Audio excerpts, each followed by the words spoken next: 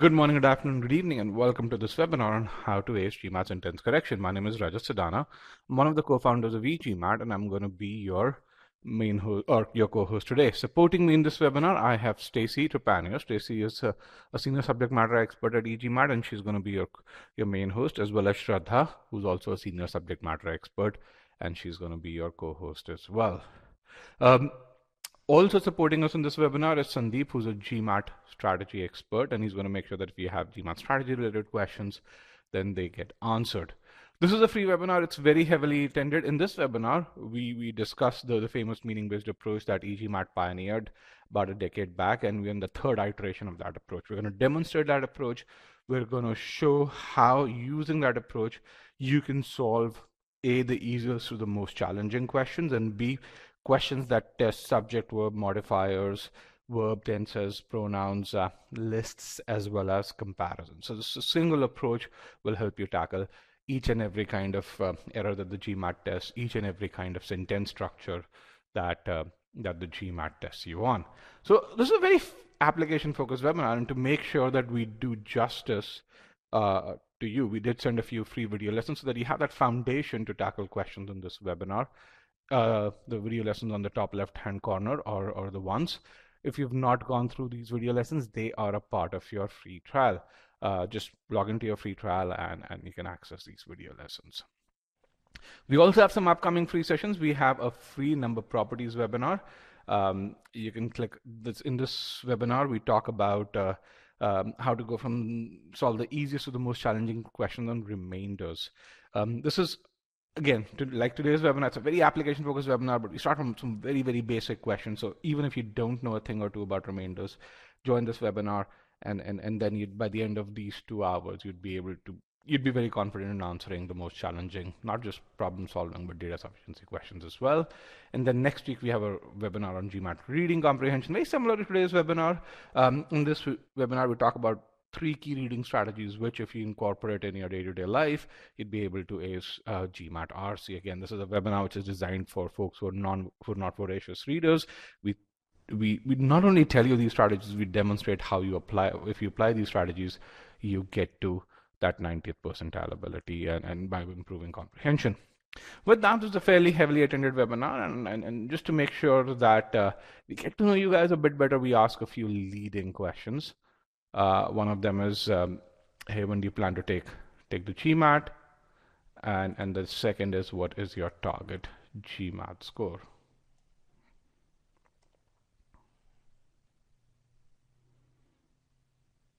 All right,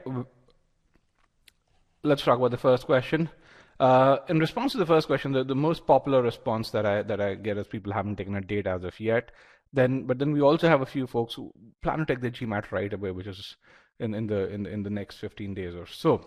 So the nice thing about this webinar is if you plan to take the GMAT right away, you potentially know pretty much all the concepts. This webinar will help you refine that application, will hopefully improve your performance a notch over there. And those of you who have not taken a date as of yet, and again, you have a spectrum of folks in between. Depending on if you've not taken a date as of yet, you'd see the right way to solve GMAT SC. Hopefully that will help you save a lot of time to get to that 90th percentile. Let's look at the other groups. The majority of you, so it's 53% of you are aiming for that score of 730 to 760, which is wonderful. We have a few folks who are aiming for that ambitious 770 or higher. And then we have about 20% in that 710, 720, and then about 14% in the 660 to 700 bracket. All right, with that, let's go right into the presentation pane. As I go there, what you will see is a presentation which says GMAT sentence correction and essentially a Q&A pod right below this. Throughout the session, if you have any question, you can put that question in the Q&A pod, and either Shraddha or Stacy or Sandeep, one of them, would be able to respond to that question. That way, we get through the webinar in due time, and you also get your questions answered. With that, let me just go through an intro part of this this webinar, and then I'm going to really talk about why should you guys aim for that score of 730 or higher. I know many of you are aiming for that score. Getting to that score requires a lot of persistence. It requires not giving up, because trust me, there will be times when your brain will tell you to give up. And I just want to take 10 minutes and give you a few reasons as to why you should do that. The 3 reasons why you should aim for that score of 730 or higher. One is, if you're aiming for the top B school, you need that score. The second is, if you're aiming for scholarships, more than half of the scholarship money goes to students who get to that score. And the third, probably the most ignored reason, is that when you compare earnings from someone who graduates from a top B school versus someone who graduates from a tier 2B school, the delta in their total earnings right now, I'd argue it's about 700 to 750K. It's the highest that it has ever been. Okay, here is some data to back that claim. What you see over here is how median scores at certain top B schools have trended between 2014 and 2018. There are a couple of things that you'd notice. One is no Harvard, no Stanford there. Why? Because even in 2014, they were at that 730 mark. The second thing is there are certain schools such as Sloan and Columbia where more than 80% of the incoming class has a score of 700 or higher. Essentially, what these schools are saying is that hey, if you don't have a 700, don't even bother applying. And this is despite the fact that there's been a decrease of 15% in test-taking population between 2014 and 2018. So despite a decline, schools have gravitated towards higher GMAT scores. And this trend actually continues beyond that top 25. Again, when you think about Jones, Marshall, WP Carey, and as well as Georgia, they're not tier 1 schools yet. You can see, the 5-year change is among the highest in these schools over here. So that was statistical data. Here's some anecdotal data. So one of our former students, Nishant, got a 690, was rejected by a bunch of schools, including Tuck. And Tuck, beauty about applying to Tuck is they'll always give you feedback. And what Tuck told him was that, hey, we love your candidacy, your GMAT score is bad. He then improved to 740, got a full ride from Ohio Fisher, as well as an admit with scholarship from Columbia over here. Pravi, very, very similar story. Scored a 680, applied, didn't get a single interview invite, just updated that score to 740, received 5 interview invites within 6 hours of applying. And again, she got a total of about 270K worth of scholarship money. KK, again, one of our former students, again, 680, applied to a bunch of schools. Actually, he received 15 rejects before he got his first full ride. He eventually, with a 720, was able to get 5 full scholarships. And this is in round 3. So if anyone of you over here is planning to apply in round 3, there is a lot of money to be had as scholarship in round 3 as well. Okay. Bottom line is your GMAT was way more important today than it has ever been in the past. Second reason is the amount of scholarship money over here. So USB schools give out about $350 million worth of total scholarship money. And based on the data that we have, about 55% of that money goes to people who score 740 or higher. And pretty much all of that money goes to students who get to that score of 710 or higher, which if you kind of do the math, if you get to that score of 740 or higher, that's kind of the minimum or average money that you should be getting. People do get full rides with 740 or higher as well. And the 2 factors that decide scholarships. One is your GMAT score. Second is your likability during the interview. Again, some anecdotal data. So there are statistical data based on e-GMAT that we've collected. e-GMAT get about $40 million worth of scholarship every year. Mansi, one of our former students, went to Harvard, got $90,000 scholarship from Harvard. You can see her GMAT score over here. When you get the PDF, you can click on this, watch her interview. Victor, very similar score, got a full ride from Ross and Keenan Flagler. Kong Bui, again, one of our former students, got a full ride from 5 different schools. He got a very special scholarship from Ohio Fisher, where the school not only waived his tuition, but also paid him $1,700 a month. Essentially, he was paid money to study, so he actually had money in his pocket. Similar to that, Nishant, Pravi, and KK, we've talked about it. You can see the maximum scholarship amounts that they received over here. Again, this is another story that we've seen happen again and again and again, where people get waitlisted. If there's someone over here who actually is on a very similar board. So I used one of our former students, scored a 710, was interviewed by Ross in Columbia, and the interviews went really well, yet he was waitlisted. So he reached out to both schools and said, hey, what happened? I thought we really connected during the interview. School said, hey, we love your candidacy. Your GMAT score is not high enough. So he didn't even apply again. He just worked again to improve his GMAT score, improved it to 750, just updated his score, and that wait list converted into an admit with scholarship. Similarly, we actually, this is an old session, about a month or so back, we conducted one where the Bintif went through a very similar journey, applied with 730 to a bunch of schools, didn't get a single interview invite, improved her score to 760, just updated that score, didn't even apply again, and was admitted to Tuck, which was the highest ranked school that she applied to, with a 50K scholarship. Again, her interview was done about a month or so ago. It's now on our YouTube channel. You can watch that as well. And again, you can visit our YouTube channel to see 151 such instances right now. It's the world's largest collection of GMAT and MBA success stories over there. And here's a quote by John Fuller where he says, hey, someone with 770 is way more likely to get a financial award. Why? Because the B school wants to buy that high GMAT score. The third reason, potentially the most ignored reason, is the delta in total earnings. And to prove that point, I'm going to compare two schools. One's BAPS and the other one's MIT. Both these schools are in the New England area. They're about 20 miles apart. About 70% of graduates from both these schools get jobs in the New England area. Arguably, they have access to very similar sort of opportunities. But when you look at their median starting salaries, they're off by about 45,000. This number says 40. The delta has actually increased since we created this presentation. Their average sign-on bonus is off by about 20K. In fact, if you look at sign-on equity, this number, which is about 60K, is actually, you add another 40K to that as well. So even if you, on a conservative basis, you consider that number to be about 45K. Why? Because you're not going to get the sign-on bonus every year. Over a 10-year, you're looking at a delta, just a cash delta of about 450K. No interest accrued to it, or so on and so forth. So if you're aiming for that score of 680, 690, aim for that 730 or higher. And when your brain tells you, hey, it seems too hard, tell yourself there's a huge ROI waiting for you at the end. Okay, with that, let's help you get there. Let's start about SC. But to get to that score of 730, you do need help building your study plan, and we have some counselors who can help you build your study plan, where looking at what your current strengths and weaknesses are, they can help define personal milestones for you. They can give you precise estimates as to how much time should you spend in SC, RC, number properties, algebra, so on and so forth. And they can also tell you what metrics should you track while studying to really figure out that you're actually getting towards that 730 scores. If you click on the first link, get a personalized study plan, you can get to that.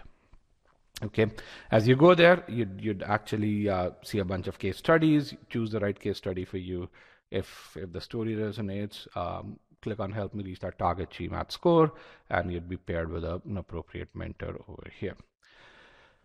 All right, if you're an e-GMAT student, you have access to this tool. If you've not used it, make sure you use it, and make sure you also attend the onboarding sessions with the pay expert. Okay, with that, let me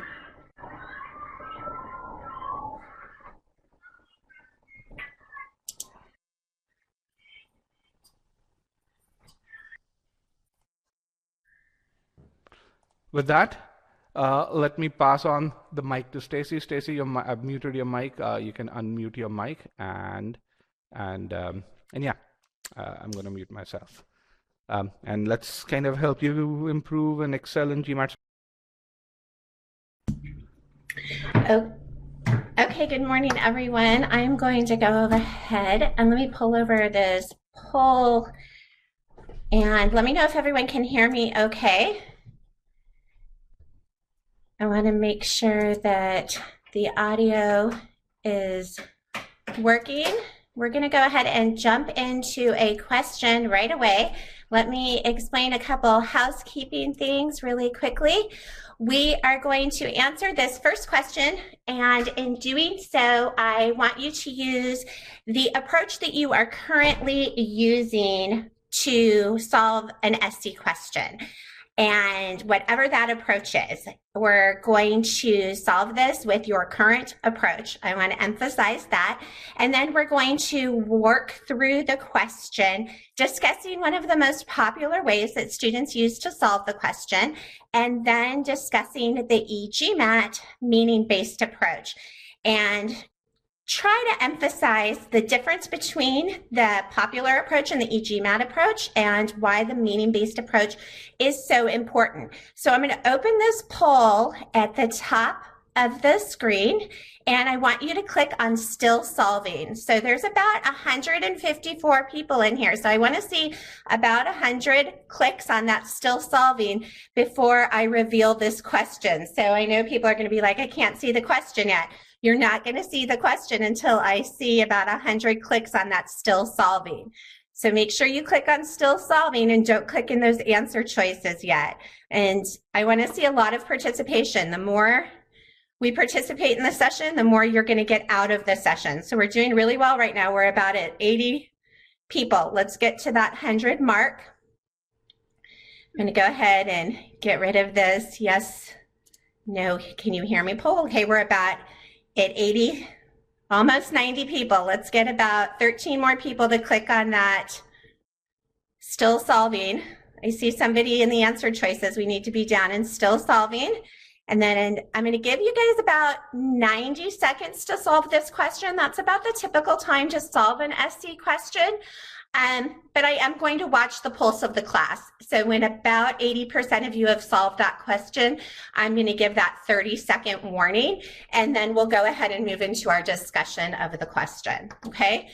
All right, we're pretty close to 100, about 2 more people I would love to see participate here. Oh, we're almost there, 1 more person. Let's get that last person. I'm going to go ahead and move towards that question with these slides. Again, just a reminder to use the approach that you are currently using. All right. Go ahead and solve this question. I'm going to mute myself while you are solving. Best.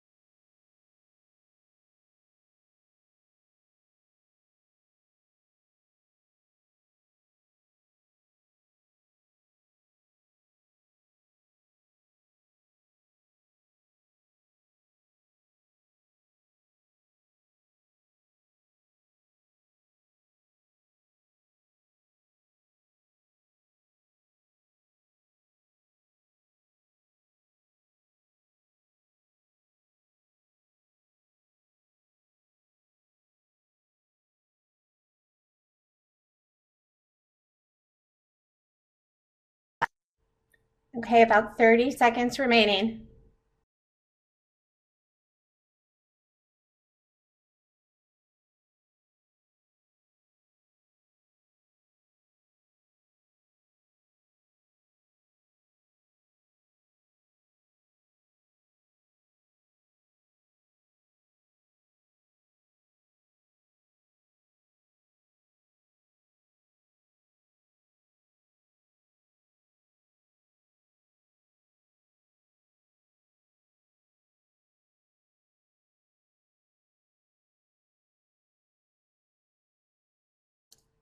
Okay, about 9 of you are still solving. If you can go ahead and lock in those final answers for me.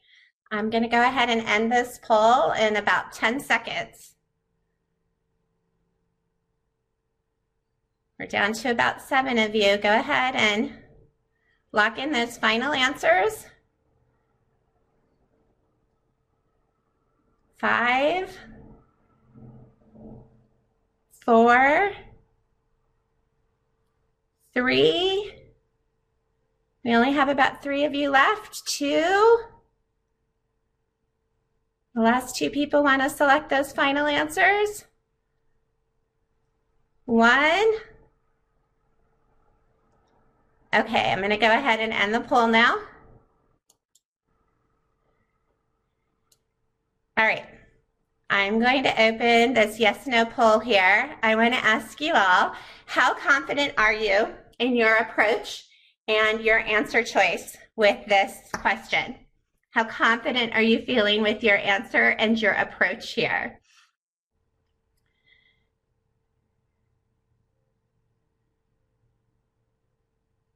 Okay, so we're about split. I mean, a few more of you are not as confident. Okay, good to see. All right, so let's talk about one of the most popular methods that students use to approach this question. I want you to think about your own thought process here and the method you used. And I'm not saying that this approach is necessarily your approach, but this is one of the most popular. So when students approach SC questions, one of the most popular approaches is what we call the splits approach. And that's where students read through the question and then they scan the answer choices to look for similarities or patterns that they see with the answer choices.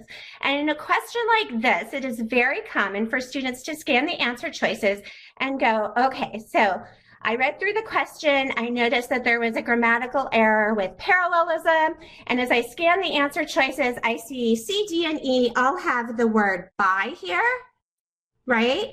And I know parallelism, I know my grammar enough to know that I need the use of by. So they automatically reject A and B because they know that they need the word by, okay? And then they move on and they say, okay, now I need to eliminate and narrow down even more. Choice C looks a little weird. It's pretty wordy. So they eliminate C pretty quickly because of the wordiness, which it looks like a lot of you did reject choice C. And then we get down to D and E.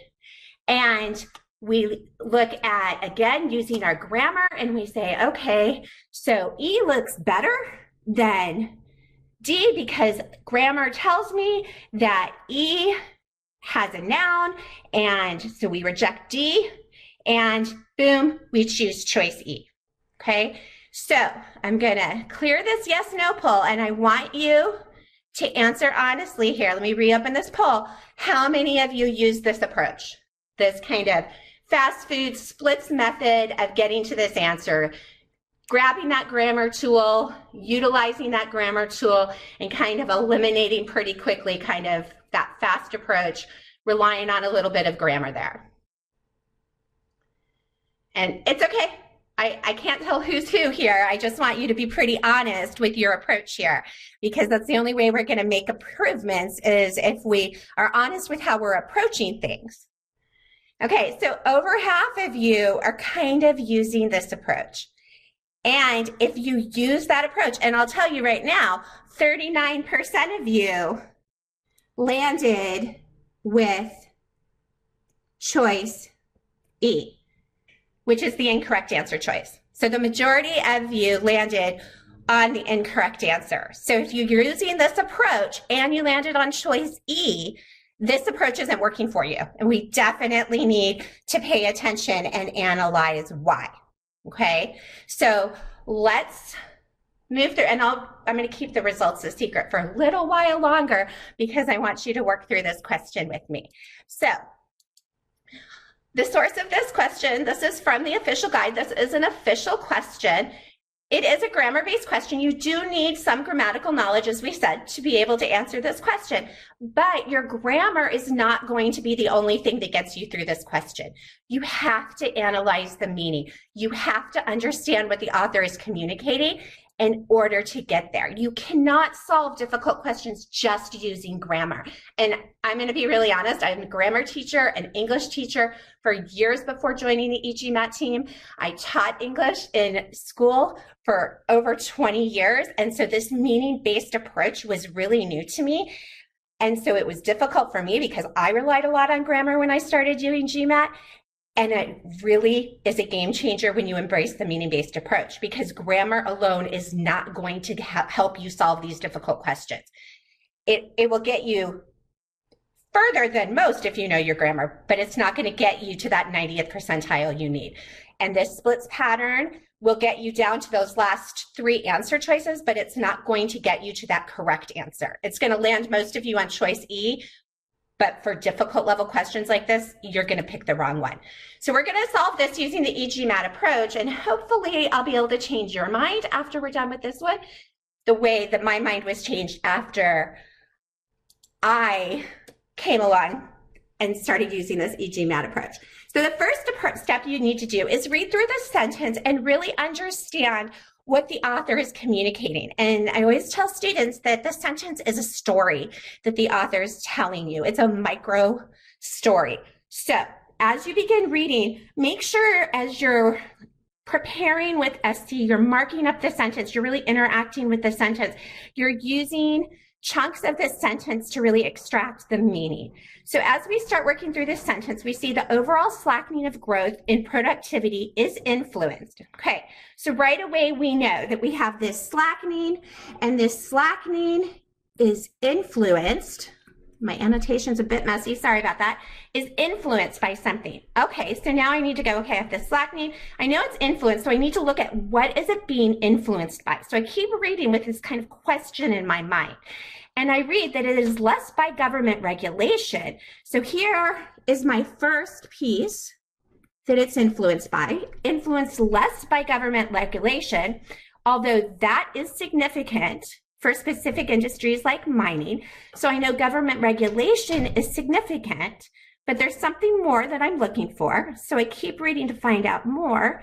Then the coming to an end of a period of rapid growth in agriculture productivity. So this is my second thing, is this coming to an end of a period of rapid growth in agriculture productivity. So my 2 pieces here, this slackening is influenced by these 2 things. Okay, so that makes sense. So once I read through the sentence, I start pulling and organizing my thoughts in what we call at e-GMAT these aspects, which are those main ideas of the sentence. And so that first aspect explains that there's the factors behind this reduction in productivity. And that's what we saw in that first part. And then we were looking for what those factors were. And that's when we started making those marks and those numbers, that first thing was that government regulation. And then that second thing was the fact that a period of rapid growth in agriculture productivity is coming to an end. So that's where we had this first entity here, and then we had this second entity down here, okay? So those key aspects are super important for you to understand what's going on in the sentence. And then that third aspect is that comparison that's happening, right? That it is less by this than this, okay? And that's where we kind of start assessing, okay, this underlined portion, what's happening here, and that's where we use that tool of grammar to help us understand what's the difference in this comparison, all right? So this meaning and spending this time with the original sentence becomes really important to extract the meaning. So then I have to say, okay, well, what is really being communicated here with this underlined portion of the sentence? What is the author communicating with the coming to an end of? What does this mean? How many of you are taking the time to stop and ask yourself these questions? Let me know in that yes, no poll. Are you asking yourselves these probing questions? What is the author saying by the coming to an end of? What does that communicate? Okay, so again, I'm seeing some fluctuation. A lot of you are saying yes, so that's good if you are, okay? Because I'm hoping you are. If you are, then we should have had a higher percentage of correct answers. So let's think about this. Let's do a meaning deep dive really quick. Let me end this poll. All right, let's think about this. I'm going to bring up a new poll really quickly. Let me move this one out. I'm going to ask you guys, we're going to do a meaning deep dive. Let me bring up a new poll, and I want to ask you a new question. Whoops, nope, that's the wrong poll. Sorry. Give me 1 second. Here we go. Here's my other poll. Sorry about that. I should have had this ready for you guys. I want you guys to tell me what the underlined portion means. Okay. So here we go. I want you to take a look at this. What does the coming to an end of mean? What does this underlined portion mean? I'll give you guys about a minute to think through this. What does the coming to an end of mean?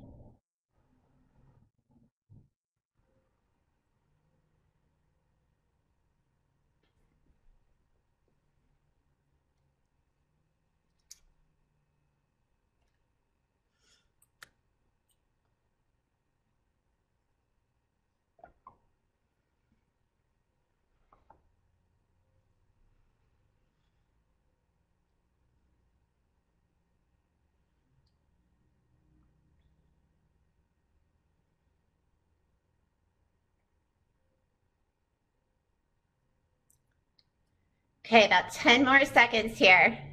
We're getting some good participation, but if you're not participating yet, please do so. This is the crux of what you need to be doing with these sentences. So I really want everybody participating with this one.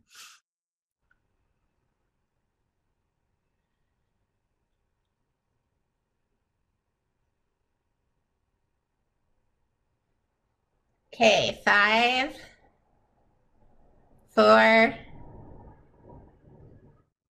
3, 2, 1. Okay, I'm going to go ahead and end this poll. All right, so let me broadcast these results. All right, so about 70% of you are saying that it is choice A, and then our second most popular choice is choice B. So let's talk about this, because this is the core of what this means. Let's take a look at this, our woolly mammoths here, okay? So if choice A is the correct answer, the period is slowly drawing to an end. If we have a sentence that states the woolly mammoth became extinct by the coming to the end of the Ice Age, this tells me that as the Ice Age slowly is coming to an end, as this period is drawing to an end, over this course of time, this number of woolly mammoths slowly start to decrease. You can kind of see in period A, we have a whole bunch of woolly mammoths. And then in B, our number goes down, and we see this gradual decrease until the end, there's no more woolly mammoths. And I know this seems kind of like a pedantic primary example, but it's really important for understanding the slight difference in meaning here. Okay, so this means that the slowly drawing to an end of the period is, we get this decrease, all right?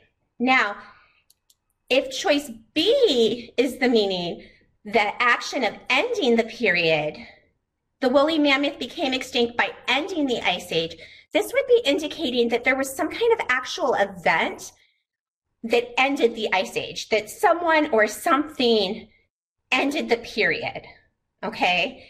And that doesn't seem to be the logical meaning, because we have no context here that anyone or anything ended the Ice Age within the sentence, okay? Now, choice C, the coming to an end of, or the end of the period, would be that the woolly mammoth became extinct by the end of the Ice Age. So that doesn't give us this gradual decline that we see with this slow decrease of numbers. That just means that by the end, there were no more. So there could have been the same number in point A, B, C, and then just all of a sudden they were gone, okay? But choice C doesn't give us that gradual decrease over the course of time. So does the difference, I'm going to reopen this yes/no poll. Does the difference in meaning between A and C, is that clear to everybody? Especially those of you, the 17% of you that chose choice C, can you really see the difference between A and C here? Because this is the difference between the correct and incorrect answer on this question, okay? Because one shows a gradual decline where one just says by the end, everything was gone. So let's look at our sentence here. The coming to an end of the period of rapid growth, again, gives us aspect 2 here, means that this period of rapid growth in agriculture productivity was slowly coming to an end. It was slowly winding down. Okay, it doesn't mean that this period just ended. Okay, that is a very big difference than just by saying by the end of the period. Okay, so these key aspects become really important. Now I want you to think about this when you were going through the sentence. What aspects of the meaning were you not able to answer, or were you not able to identify? And I'm going to go ahead and open this short answer poll here. And I want you to tell me in the short answer, were there any aspects of this that you were not able to identify? I'm going to give you guys about a minute, and I want you to give me your honest answers. I'm not broadcasting these votes. I just want to know from mine. If we're going to answer in this short answer down here, guys. Let me know which ones you had trouble answering.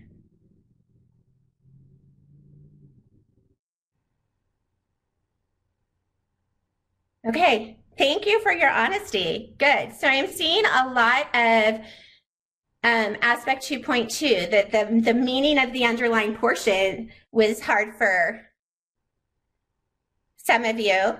Okay, and the comparison for some others of you. Okay, so great. Thank you for your honesty. This is a really, I understood it all. Okay, so some of you are still hoping you got the answer correct. Okay, good. I'm going to go ahead and end this short answer. So let's go ahead. I'm going to do this. We're going to take another stab at this question. I'm going to bring a fresh poll over. Okay. Let me move all of this down a little bit and adjust this for you. And now that we have gone through the meaning, we've discussed the aspects. Let me unbroadcast these results. I'm going to give you guys about a minute, and I want to see how you change your results here.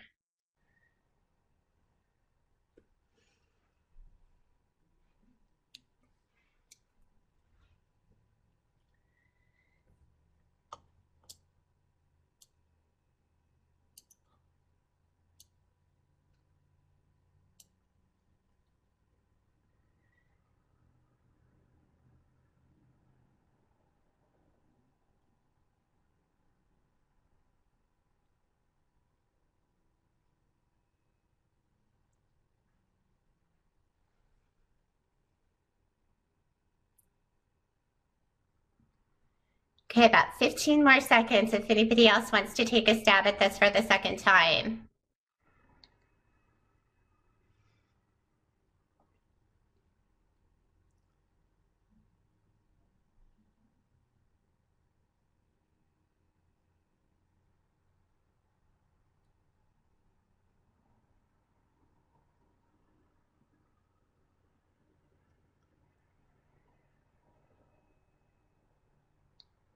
Okay, I have about 5 of you that are still solving. If you want to go ahead and lock in those final answers, I'm going to go ahead and close this poll in about 5 seconds. 4, 3, 2, 1. Okay. So let me bring back our original. So this bottom poll is our original answers. So I'm going to go ahead and broadcast both results. The top one is our new choices. So you can see how our answer choices kind of shifted. So in our original question, about 39% of you chose choice E versus 29%. So C is indeed the correct answer choice.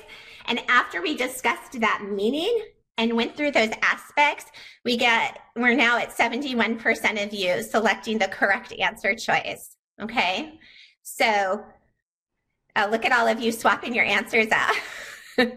Okay, so let's talk about this question a little bit more. Okay, so using those key aspects become really, really important to solving this question, and looking at that meaning becomes increasingly important. Okay, so obviously after you extract that meaning, after you spend that time, and you need to spend about 30 to 45 seconds with that original sentence to really extract that meaning. And after you do the meaning, you need to do the error analysis and look at the sentence, say, okay, what error has the author made in communicating this meaning? So obviously the author needs and intends to express this slow progression of the coming to the end of a period, the winding down of it. And then when we look for that error, that's when we ask, is there any grammar errors in communicating this? And yes, indeed here we know that for parallelism's sake, what follows less by, we need than by. So we're missing that by. So we do indeed have a parallelism error here because that by is missing.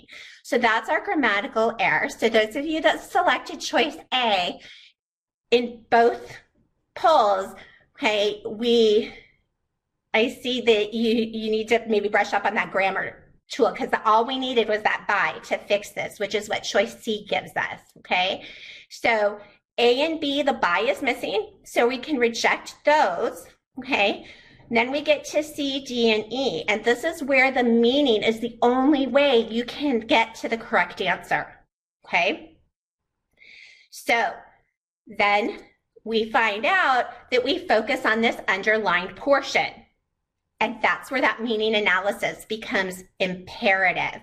The fact that the period of rapid growth in agriculture is slowly winding down, it's that coming to an end of. And as we discussed, D gives us that meaning change, that action that somebody is ending. Okay, so think of our simple sentence, by the ending of the ice age, that action that somebody possibly or an event ended it. And here, by ending, nobody ended that period of agriculture productivity. We need that slow winding down that we got from that original meaning analysis. Then we're left with choices C and E. And again, that meaning analysis we did tells us the exact answer choice is C. Okay, so GMAT SC is a test of meaning and logic. It wants us to communicate that meaning, and we have to do that meaning analysis in order to get to that correct answer choice. We can't get to that correct answer choice by just using grammar. Okay, so let me get rid of these polls. And I'm going to move this yes, no poll up. How many of you are feeling more comfortable understanding that you have to use this meaning first? You have to get that sense of what the author is communicating. And then after you understand that meaning, then utilize the tools of grammar to make sure the author is communicating that meaning in a grammatically correct way.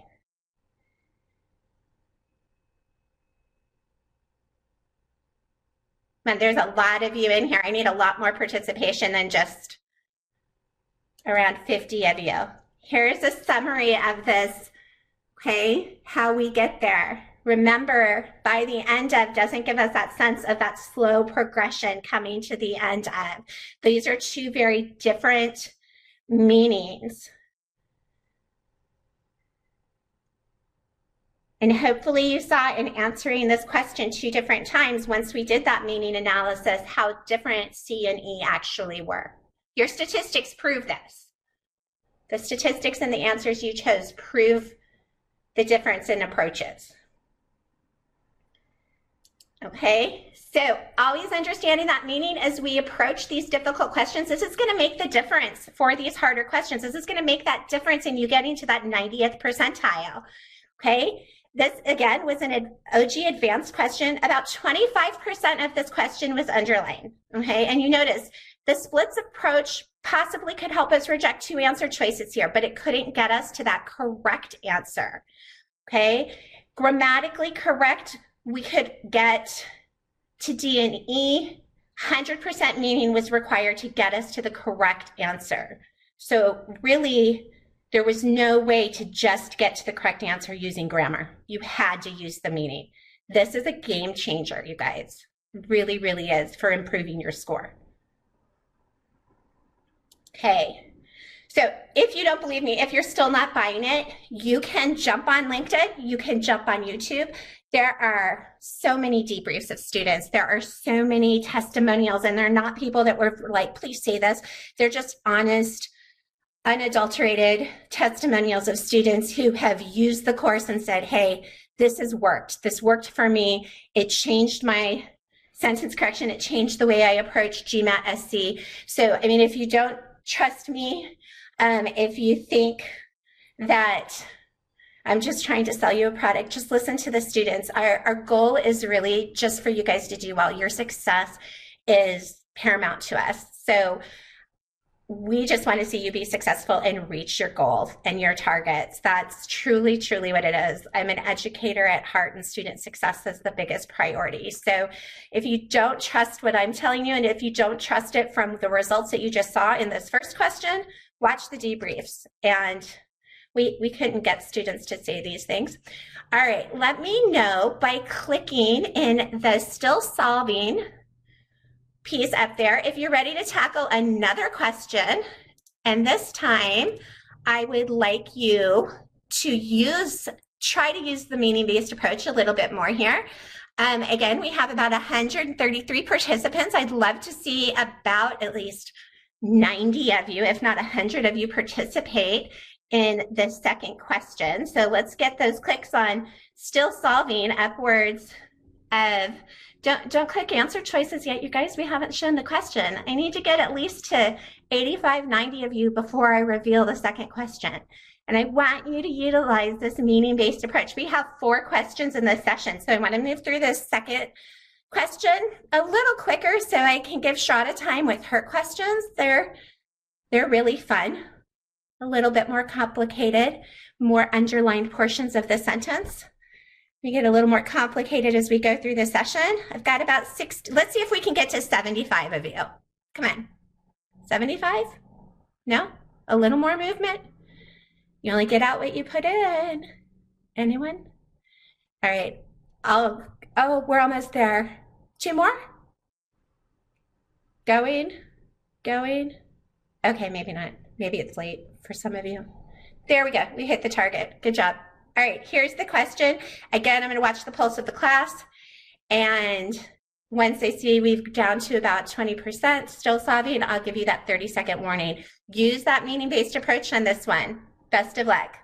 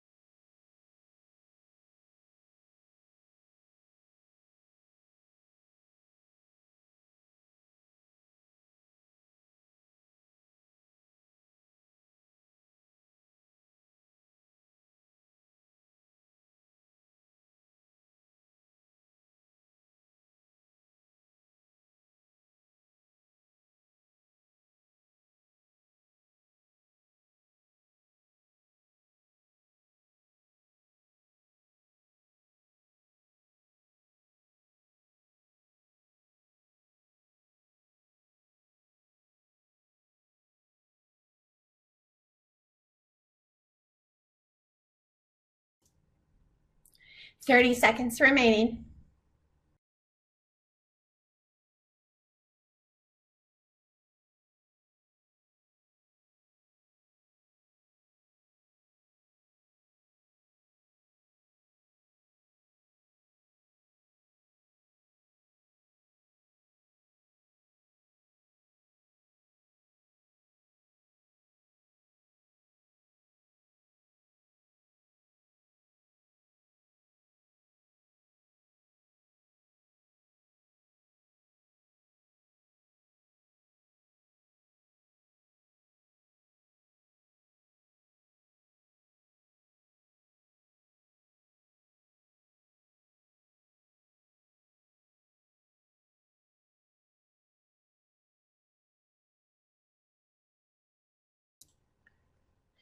Okay, that is time. I have about 6 of you who are still marked and still solving. If you want to go ahead and lock in those final answer choices, I'm going to go ahead and end this poll in 5, 4,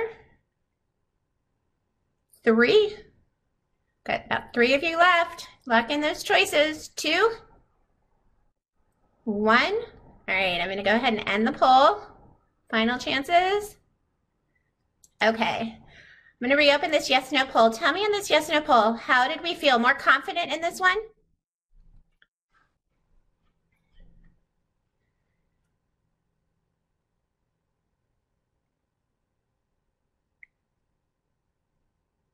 Okay, good. So I'm seeing, I'm going to broadcast these results. So I'm seeing more confidence across the board. All right, good to know. I'm looking at your results, and from your results, it's looking like you guys are feeling more confident, and maybe the meaning-based approach is working if you use that. Let's take a look at this sentence. We're going to read through it slowly again, utilizing those chunks of the sentence to pull those key aspects. But I'm going to utilize a little bit of a different strategy here. I'm going to bring over this short answer poll, and I'm going to ask you some leading questions. This is a tool that I use to work through sentences sometimes to help me extract those aspects. So get your fingers ready to type some answers for me. Although appearing less appetizing than most of their round and red supermarket cousins, heirloom tomatoes. So I know right away that I have these tomatoes, these heirloom tomatoes. That is going to be the focus of my sentence here. Grown from seeds saved during the previous year. So I know that these tomatoes, and this is telling me how these tomatoes are grown. They're grown from these seeds that are saved from the year that's gone by. They, and I know they here is referring to these heirloom tomatoes. So these heirloom tomatoes are often green and striped, or have plenty of bumps and bruises, so they're not sounding very attractive, okay? Heirlooms are more flavorful and thus increasing in demand. Okay, so these heirloom tomatoes are grown from these seeds from last year. They're not very attractive, but they're more flavorful, and because they taste good, they're increasing in demand. Makes pretty clear logical sense. The meaning seems to be pretty straightforward here, but I'm going to still work through the sentence. And one way to pull these key aspects is to kind of sort through the information, asking probing questions. So, and those are leading questions that helps you kind of get to the gist of the sentence or to the meat of the sentence. So that's what I'm going to do here. I'm going to ask you guys these probing questions. So I want you to type, feel free to abbreviate. What appears less appetizing than most of their round and red supermarket cousins? Go ahead and pop up some answers. I want you guys to blow up my short answer poll. Perfect. 100% accuracy on that. All right, let me clear these answers. Perfect. Heirloom tomatoes. All right, next. What are grown from seeds saved during the previous year?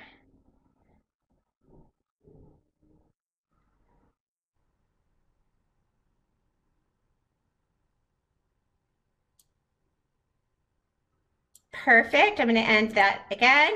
Let's reveal the answer. You guys are 100% accuracy on that one. Again, heirloom tomatoes, perfect. Next question, what are often green and striped or have bumps and bruises?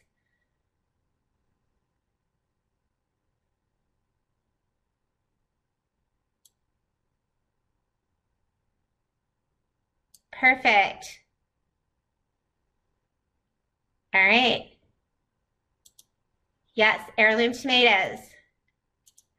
Clearing those answers out. And my last probing question, what are more flavorful and hence in increasing demand?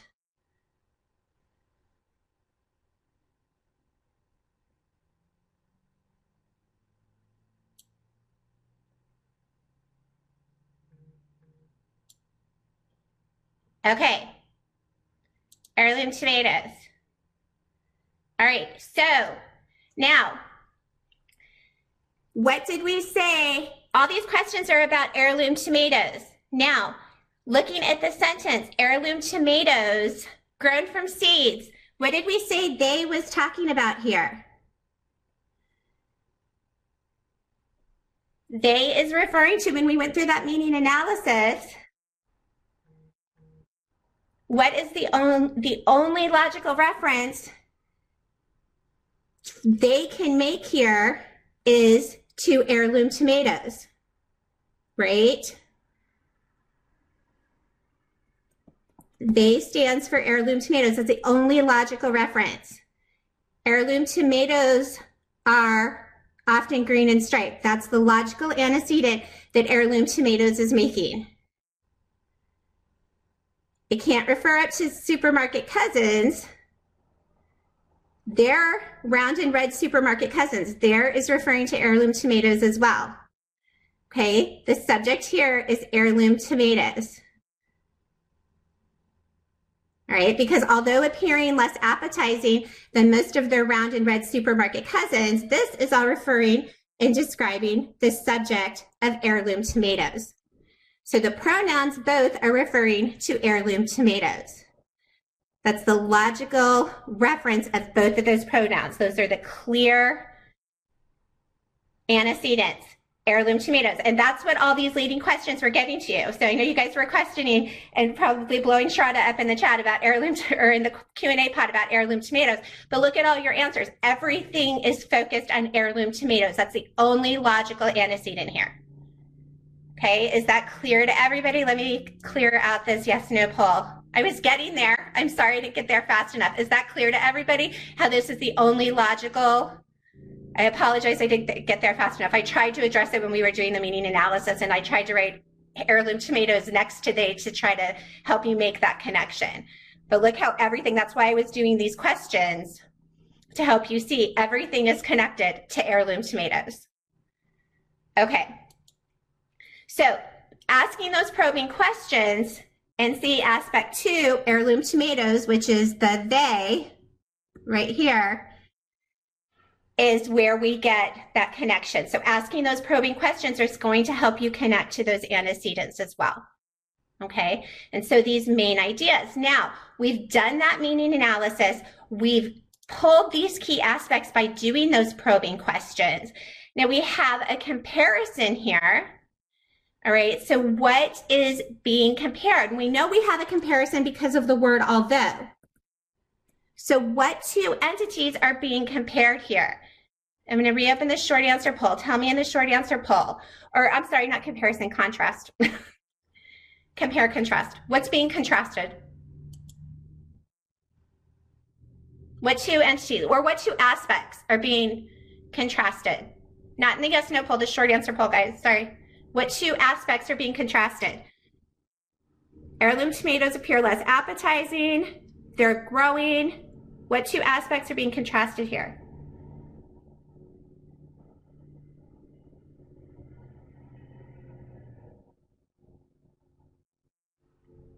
Okay.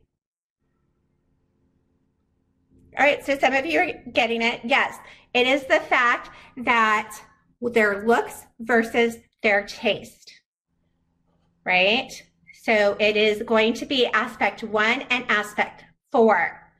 They appear less appetizing, okay, but they're more flavorful and increasing in demand. So even though they don't look good, they taste better, and thus people want them.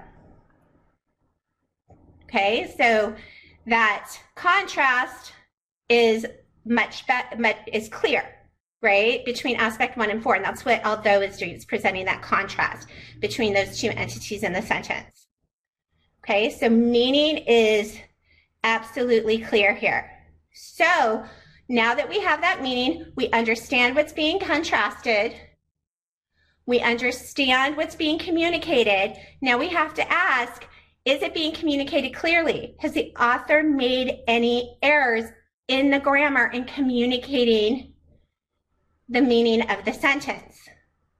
I'm going to reopen this yes, no poll. I want you to tell me, are there any grammatical errors in the sentence?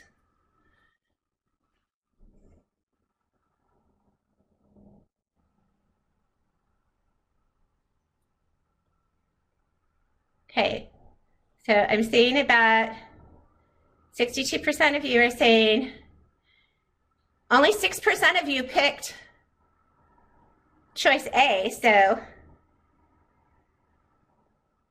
okay, good. So somebody's telling me there's no verb. Yes, you're correct. There's no verb for heirloom tomatoes. Okay, so notice they here, which stands for heirloom tomatoes, but they, the pronoun they, has they are or have, and heirlooms are. So those are those subject verb pairs there. And heirloom tomatoes, okay, here is left without a verb. It doesn't have a dance partner, so to speak. Does that make sense? So in that situation, we have that subject verb must exist error.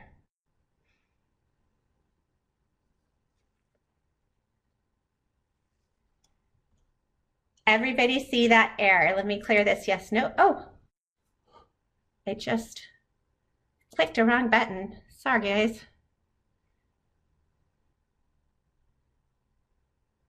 I don't know what happened on my screen.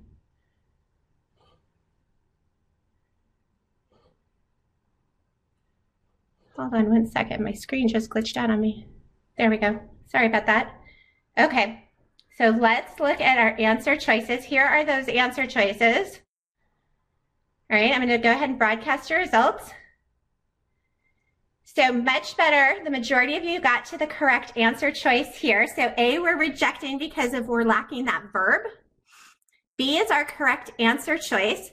Heirloom tomatoes. And now we have appear as that verb here. Okay, so heirloom tomatoes appear less appetizing than most of their round and red supermarket cousins. So that gives us that subject verb pair. So now heirloom tomatoes has that dance partner, so to speak. And then choice C, again, heirloom tomatoes has no verb. Now lots of students get confused. They think grown may be the verb. Grown is a modifier here describing how these tomatoes are grown. So don't get confused with those modifiers acting as verbs. Choice D, another popular answer choice that often throws students, but take a look here, the contrast has been removed. There's no sense of contrast in choice D. Although has been removed from the sentence, and grown is no longer there. Or not grown, excuse me, although is no longer there. So the contrast has been completely removed from the sentence. And then again, in choice E, heirloom tomatoes is without a verb. Okay, so no subject verb pair. We have that same error as in the original sentence. So I'm quite pleased that we got 49% of you with that correct answer choice for this sentence, which tells me you used that meaning-based approach. We had a much higher success rate here. So I see that, what were the level of questions 1 and 2? These are hard questions. Okay, Oh, thank you. I'm glad you like my voice. That's a compliment I haven't had before. And I understand, I know somebody wants my camera turned on. I don't have my camera set up to be turned on for this session. I do apologize for that. I will take that into consideration for the next sentence. I'm not sure you want to see me today. I'm fighting allergies. I look a little like Rudolph. So I apologize for that. Okay, so just a few reminders, big takeaways for this question and the first question. Extract those aspects of meaning. Make sure those aspects are clear and that you fully understand that meaning and that you wrap your brain about that meaning before you move into those answer choices and start doing that error analysis and those answer choice analysis, okay? Subject verb must exist errors often make the sentence seem incomplete. It often makes the sentence feel like it's missing something. Often it will look like you're reading the sentence and you're left wanting. So keep that in mind. When you get those feelings and that sense of something missing, then look for those types of errors, okay? Observations from questions 1 and 2. As we observed with that first sentence, we couldn't get to that answer by grammar. This second question was from the verbal review. 55% of that question was underlined. Again, splits not possible. You get down to B and D, grammatically correct, but again, if we looked at D, we see that contrast was removed. Again, right down to that meaning. We had to have that contrast in order to get that meaning and that contrast between how these tomatoes looked and that appearance versus that taste. And that contrast, when it's given in the original sentence, that meaning needs to be maintained in our correct answer choice. Make sure, as Rajette was talking about, that study plan for e-GMAT students and free trial users. You guys definitely want to take an opportunity to utilize that study plan to help you on your path to success. If you are an e-GMAT student, you should have your personalized study plan. Make sure you're understanding that. Understand the 3 stages of learning to really help you move through that study plan. Work with the customer success team. Phenomenal group of individuals that can really help you reach your goals and that target score that you're looking for. Make sure you go through those onboarding sessions, attend the readiness sessions. They have guidance videos to explain the 3 stages of learning, everything you need to be successful. They are a great, great team. Help tons of students with their plans and find success. If you are a free trial student, take that Sigma mock test, get your starting abilities, have that target score in mind. I know a lot of you were putting those target scores in early in the session. Keep those scores in mind, work with our strategy experts, take advantage of those free trial sessions. Make sure you book that slot. There's limited spaces, and they will help you understand your metrics. They'll set targets for you to hit every week, keep you on track, and just not overwhelm you. It'll be a very doable plan to help you reach the success that you need to reach. I am going to actually mute my mic, turn the session over to Shraddha, who is our veteran SC expert. She's been in the game for a very long time. She's what I call our SC rock star. And she is going to work through questions 3 and 4. Thank you so much for joining me this morning or this evening or wherever you are in the world. I wish you the very best. And Shraddha, it is all yours. Thank you so much, Stacey. I guess that's one of the best part of the sessions, coming in with your welcome for me. Thank you so much, guys. Just a quick audio check over here. If you all can hear me well, please click on yes in the yes no poll so that I'm 100% sure that my mic's working all fine for you and we can dive next into the right into the next question. Okay, so before we see the next 2 questions, I just want to set the context here.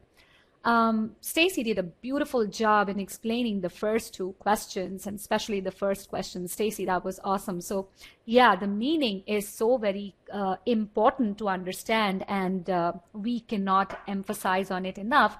However, the first two questions that we saw, the meaning was somewhat clear in the original sentence. And I did get a question in the question answer pod, and I did respond to that how do we know that the original sentence is the meaning that we must go by? Because the original sentence is our original story. That's what I tell my students all the time, that every single SC problem is a story in itself that contains all the information that you need to know to answer that question. We don't need any external knowledge. We don't need to borrow any knowledge from outside. If we focus on the original sentence itself, there is everything in there to understand, to connect those logical dots and arrive at what the author wants to say. But we really didn't have to do that with question number 1 and question number 2. Yes, they had grammatical errors, but the meaning that they wanted to convey was pretty clear from the first two questions. Okay, that was easy. But what do we do when the original sentence fails to convey the logical intended meaning? So that is what we are going to see in the next two questions, where we will see that the original sentence actually fails to communicate the intended meaning. But we should not be alarmed by that, because while we solve the question, we will see how, if we spend a good amount of time with the original sentence, we can actually infer or extract or deduce that logical intended meaning. So before we do that, let me open the poll for all of you. Please click on still solving, our our ritual that we do before we show the question. Let's get to that, say, 80% mark, so that I know that most of you are with me in this session, participating in this session, because as Stacy said earlier, the more you participate through these polls and through other means, because we are the only ones who will be speaking all through, but these polls will keep this two-way communication open, and it will give me some insight as to what you are thinking, what some of the questions you may have, and how can I address some of the questions that you may have.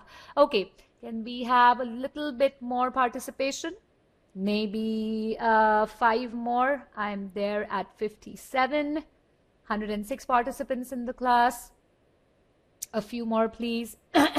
Maybe just one more, and then I'll show the question. Okay, let's move on. Yes, I got that. All right. So this is our question number 3. Again, 90 minutes should be the 90 seconds should be the standard time. But again, I'll go by the pulse of the class. You guys will set up your own pace. So go ahead, solve this question. All the best.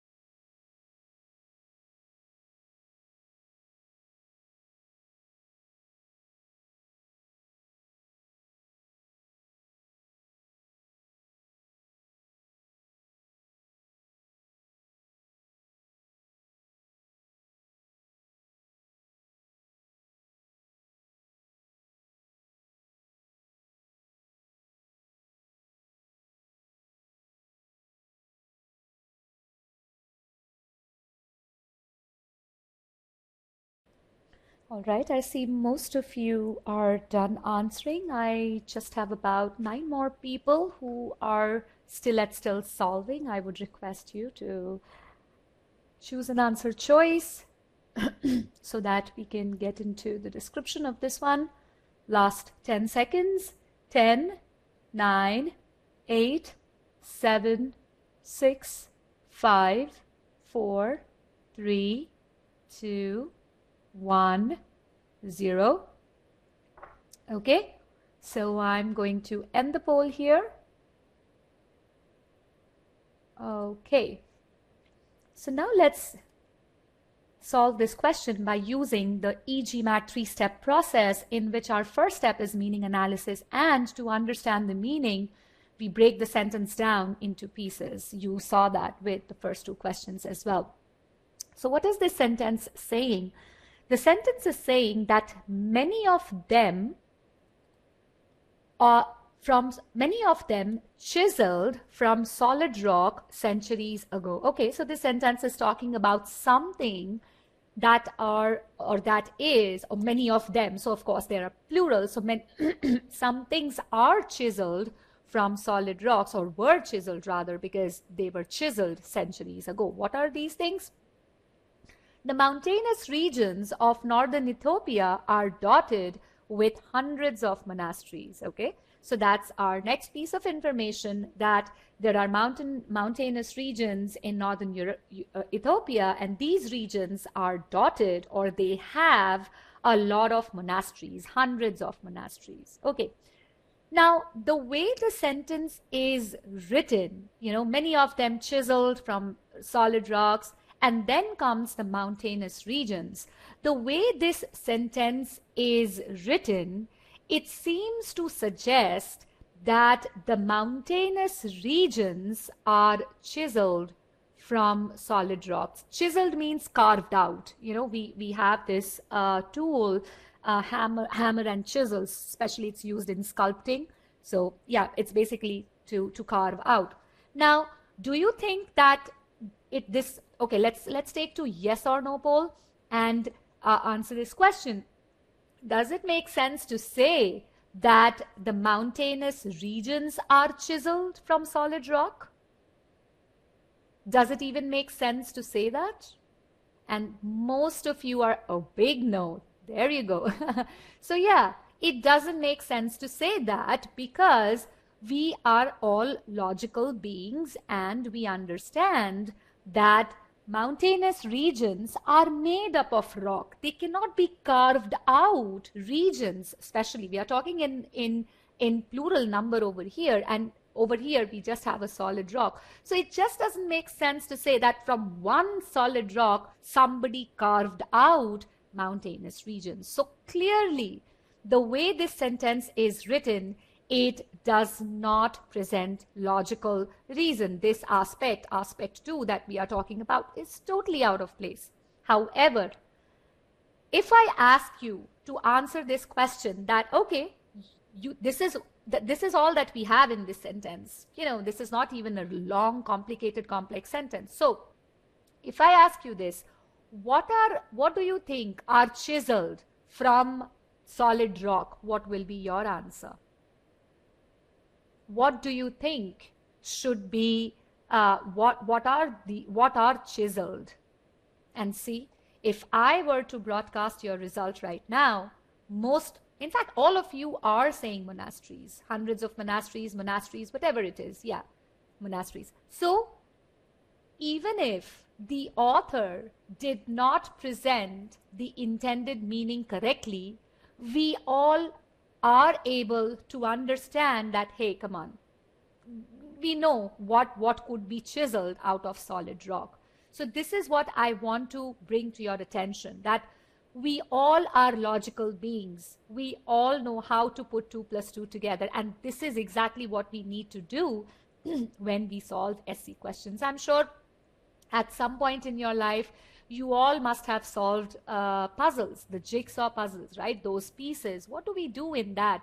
We basically, when the pieces are scattered, we pick one piece at a time, and we look for visual clues, and then through the logic, we put those visual clues together to finish our puzzle. This is exactly what we do with SC also. We break it down. We break the sentence down into small pieces, and then we start connecting them logically. We start connecting those logical dots to come to the intended meaning. And this is exactly what we did over here with our chiseled question, and we know that the meaning communicated by this sentence is not right. It is the monasteries that should be chiseled, but the way the sentence is written, it seems that the mountainous regions are chiseled. By the way, just for your information, it's an advanced official guide question. It's a communication-based question. That means grammatically, if you scan the original sentence, there is no issue with that sentence. But you know that this sentence is wrong because it is illogical. So this question only plays on your logical understanding. And that is what we are going to focus on, the logic of this sentence. And this is a 700 level question because it's from OG Advanced. So, all right. So now we understand that we need to do something with the placement of this part over here to make the sentence logical. Now let me ask you this question and answer it in the yes or no poll. If I just pick this modifier, okay, and place it over here, will it make sense? Will the sentence become correct? I pick that modifier up from the beginning of the sentence and I just place it after hundreds of monasteries. Just that. That's all that I do in this sentence. Do you think that the sentence will become correct? Think about it. The mountainous regions of northern Ethiopia are dotted with hundreds of monasteries, comma, many of them chiseled from solid rock centuries ago. So, in that case, what will happen? Many of them will actually, if I write, okay, the annotations are not going to come out very smooth. Okay, still trying. Okay, many of them, right? So now this many of them will be talking about monasteries. So that's all we need to do in this sentence. Just change the placement of that opening modifier and place it right next to hundreds of monasteries to make this sentence clear. So I now can predict or visualize what my correct sentence should be looking like. And this is the advantage of spending the kind of time that we spend with the original sentence. We first understand the meaning, then we look at the grammar, and then we take it a little further and try to understand, okay, if I rearrange a little bit this sentence the way we would do in our puzzle, that will give me my correct answer choice. So with this understanding, let's now just move on and do exactly that. So choice B, okay, let me broadcast your result over here. Good to see that most of you, 42% of the class did go with choice E, which indeed is our correct answer. We will talk about the main contest is between D and E, but I'll quickly breeze through the other answer choices. We know A is wrong because it is not communicating the logical meaning. Choice B is wrong. Firstly, that chiseled is still talking about the mountainous region. So we still have that aspect to the logical meaning problem in choice B. Also, choice B adds another error, dotted with many hundreds of monasteries. So usage of many and hundreds leads to redundancy because hundreds already mean multiple. So we don't need that word over here. Then we come to choice C. The good thing about choice C is that now the sentence is making the meaning correct at least. It says 100 of monasteries, many of them chiseled from solid rocks. This is what we want. We want that modifier, many of them next to hundreds of monasteries. So the meaning is fine over here. See, aspect 2 has been corrected in choice C, but choice C has another issue, R dotting. This verb tense is not right because we use continuous tense when we are talking about an ongoing action, and an action that's happening as we are talking, okay? And we have an example over here to clarify this. Construction cranes are dotting the skyline here. That means if you walk down the street, you will be able to see the cranes in the skyline of the city. So the action is going on. You can see it right now, okay? But when we say construction cranes dotted the skyline here, that means the construction cranes were present in the past, but they are not there anymore. So from the context of our monasteries questions, we know that they are already there. You can see the action of their dotting is over. They are present there. So we don't need the continuous tense over there. So that's what makes choice C incorrect. Choice D, as I was telling you, the tussle is between choice D and E. Both communicate the correct meaning perfectly. No issues. Look what we have here. Mountainous regions of northern Ethiopia are dotted with hundreds of monasteries. That's exactly what we were looking for, right? Pick up many of them chiseled from the beginning of the sentence and put it at the end of the sentence. This choice does that. However, it introduces an error. Many of which are chiseled from solid rock centuries ago. An action that has taken place centuries ago, we cannot write it in the simple present tense. So all those people who chose choice D, do you see where did you falter now? This verb tense is absolutely no over here, because we already have centuries ago, something that happened hundreds of years ago. We cannot use are chiseled for that. Choice E definitely is the correct answer. We have a few examples for are chiseled versus were chiseled. You know, when you add a specific timeline in the past, it becomes a past tense verb. And you will get the PDF of this session in the end of it, so you can always take a look at those examples to just reinforce the idea. I'm sure you understand the difference. Now, choice E is the correct answer over here. Choice E says the mountainous regions of northern Ethiopia are dotted with hundreds of monasteries, many of them chiseled from solid rock centuries ago. Now, if you look at choice A and choice E, the only thing that this choice has done is that it's taken that beginning modifier that you see here, the opening modifier that I call, and it has placed it verbatim without changing anything right at the end of the sentence. And this is exactly what we needed. I know there will be a lot of questions, how which is right, how them is right, you know. Don't you think that which is right? Don't you think them is wrong and things like that? Just firstly, take a look at choice A, which is already there on your screen at the top, and just look at choice E. In choice A, we had no issues understanding that, hey, them is talking about mountainous regions. And we know that this modification does not make sense because this modifier should be placed closer to monasteries. And when choice E does that, then why do we have questions about them? The only logical referent for them is monasteries. No issues at that, okay? Still, to answer your question, to answer some lingering question that you might have, what about D? What about E? Which is right? Them is right. By the way, just for your clarification, both the structures are correct. Both the structures are right, many of which are chiseled, because of which, you know, a clause starts. So we need a verb here. So that's the construction that we have. An independent clause, that's the first part till monasteries, and many of which are chiseled is a dependent clause. They are connected by a comma. Perfect. Grammatical structure, absolutely fine. No issues with that. In choice E, what do we have? We have an independent clause, and then we have a noun modifier that modifies the preceding noun, which is also fine. Choice D only loses out to choice E because of this wrong verb.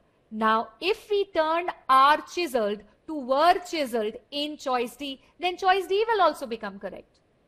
Because structurally, which is also talking about many of which is also talking about hundreds of monasteries, and many of them is also talking about hundreds of monasteries. It's just that wrong verb tense for a past action that makes choice D incorrect.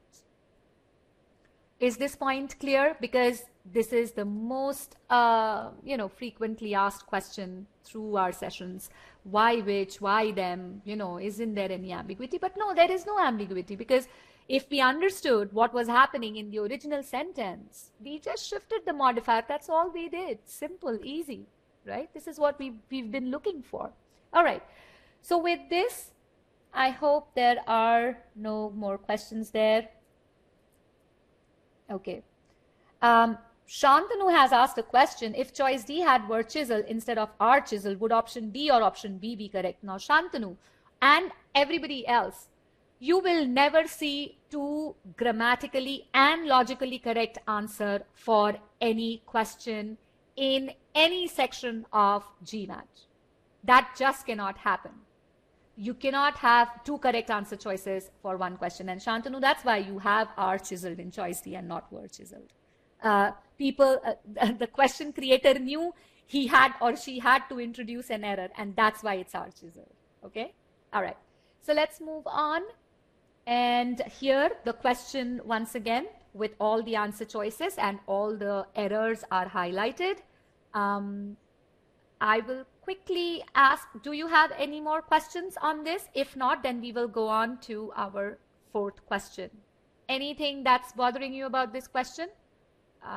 Great, good to see. No, awesome. Okay, so now we are going to move on to question number 4. But before that, just a quick takeaway, something that you would always bear in mind, that you must be 100% sure of the meaning of the original sentence. Even if the sentence is presenting illogical answer, always bear in mind that the sentence itself has all the information that you need to extract the logical intended meaning. It's like your jumbled up puzzle. All you need to do is put some pieces in different places. Okay? Why is R chiseled wrong? I already explained. R chiseled it's a simple present tense verb which has been used for an action that took place centuries ago. Suppose if I were to say that, say, India got independence in 1947, can I say that India gets independence in 1947? I cannot say that, right? Because it's an action that took place in the past. So an action that took place centuries ago cannot be written in simple present tense. It has to be written in simple past tense. Okay? I request all of you to put your questions in the Q&A pod. Answer presenter's question is the poll where I ask you, you give me the answer to the questions that I ask you. Okay? So Stacy is there to support you with your question and answers, the lingering questions that you may have. So please utilize that pod. If there was no centuries ago, then yeah, I mean, if the sentence was written if there was an indication that the action is taking place in the present, then probably yes, that could be correct. But the sentence is very clear in what it wants to say. Okay, so this question, again, it's an OG question from advanced OG, difficult level question, 100% sentence underlined. You saw that, right? But our approach remained the same, and it helped us. We didn't really have to do much about it. Okay, so what we are trying to establish here is that meaning-based approach works on absolutely every single question that you will see out there, official questions, of course. And that is why it is so very important to understand that intended meaning, because there was nothing grammatically wrong in the original sentence. It was just that meaning. And the moment we fixed that meaning, we just picked up that opening modifier and placed it at the end of the sentence. That's what we got as answer choice E. Choice E. That was the correct answer. Okay. So with that, I would just, and you will see a few questions on the screen right now, but these questions are not, They are not really for you to answer. They are basically for you to introspect. Whatever question you do, you must be using different resources to look at their solutions. But we guarantee you that at e-GMAT, the kind of solutions that we present is so ultra detailed that you will not get those kind of solutions anywhere. And our focus is always on the meaning, because if you understand your meaning, your dependency on those plethora of grammatical rules will also lessen. And that's why it is important to learn from these kind of detailed solutions to understand the approach as to how to ace GMAT SC. And that's why we take so much of time in describing each and every question, because we want you to see the efficacy of this method and appreciate the same. Okay, so with that, we have come to the last question of our session. And this question is very tricky. I can tell you, I love this question. Hats off to the question creator. I love this question, but it plays on the logic again. So be very, very sure to pay attention to the logic of this sentence, okay? Let's get those still solving trickling in so that I can show you the question.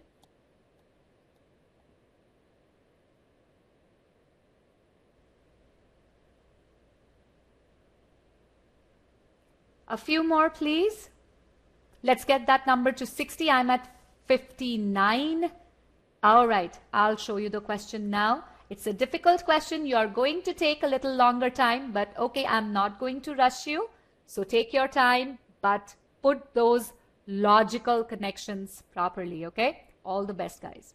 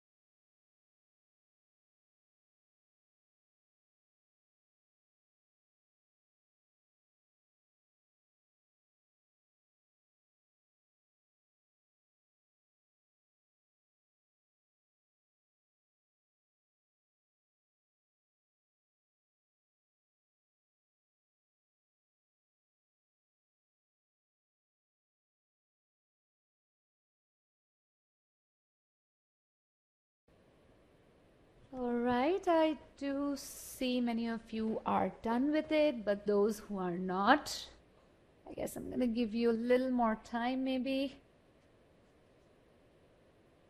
Or let's get going with this one, the last one for the session today. Okay, let's take 10 more seconds to solve this.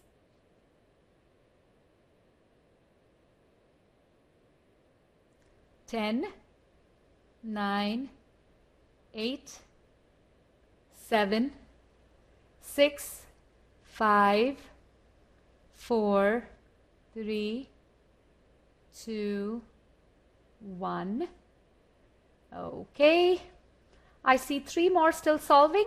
If you just want to mark anything randomly, you can do that, but I think I'll just, okay, I'll go with that, ending the poll. Now that I have gotten the answers, I would just want to know how many of you are 100% confident of the choice that you have made. So yes or no. You are 100% sure this indeed is the correct answer, the one that I have chosen. Oh, 50-50. Is it a tie? Let's see. Where does it go? Nice. This class, I must say, this batch is doing phenomenally well. You're getting most of the questions right. You're asking the right kind of questions, and you're pretty confident about what you're doing. All right, good.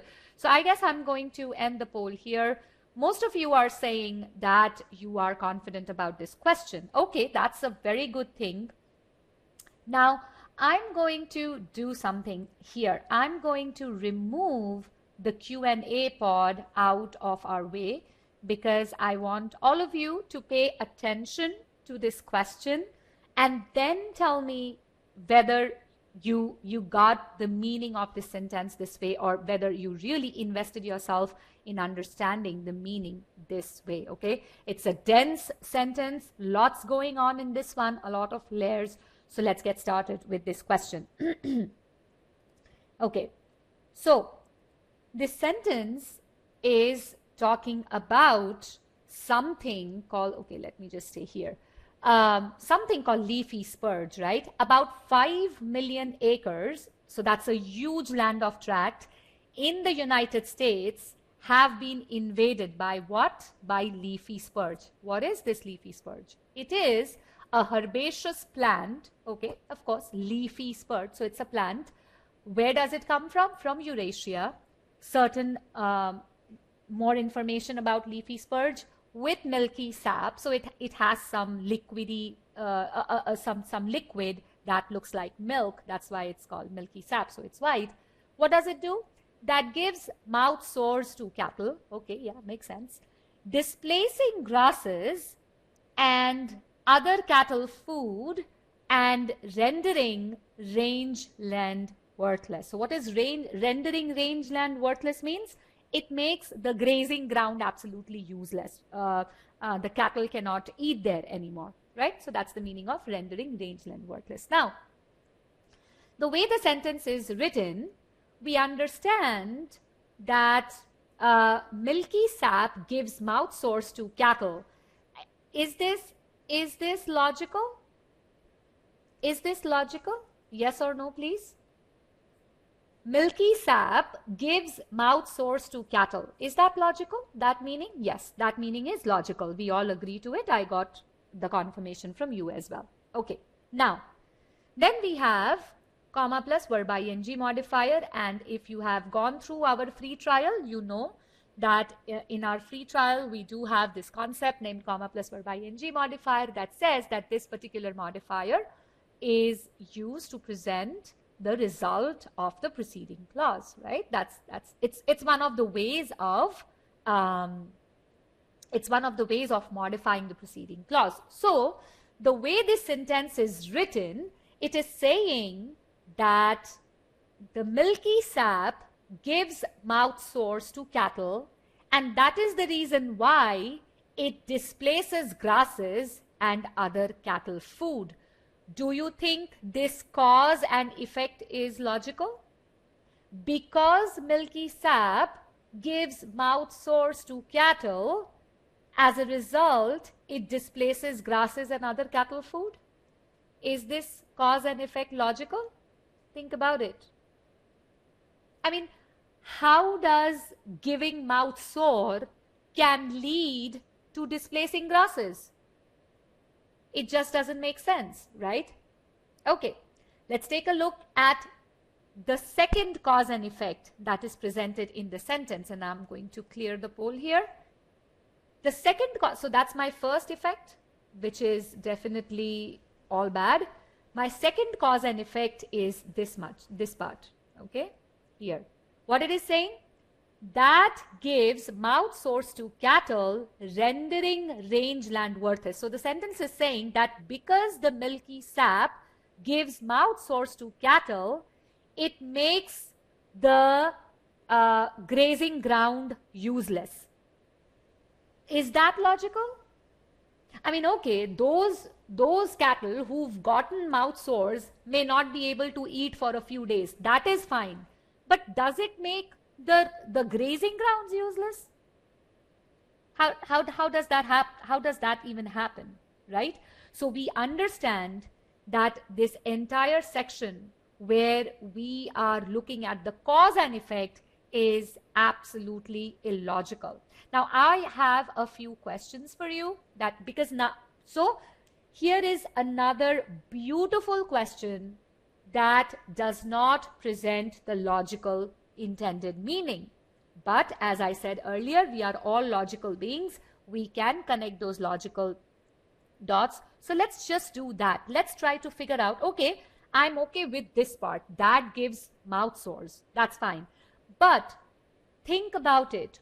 What displaces grasses and other cattle food? If I were to ask you this question and you have read this sentence well, take to the answer presenters question poll and answer.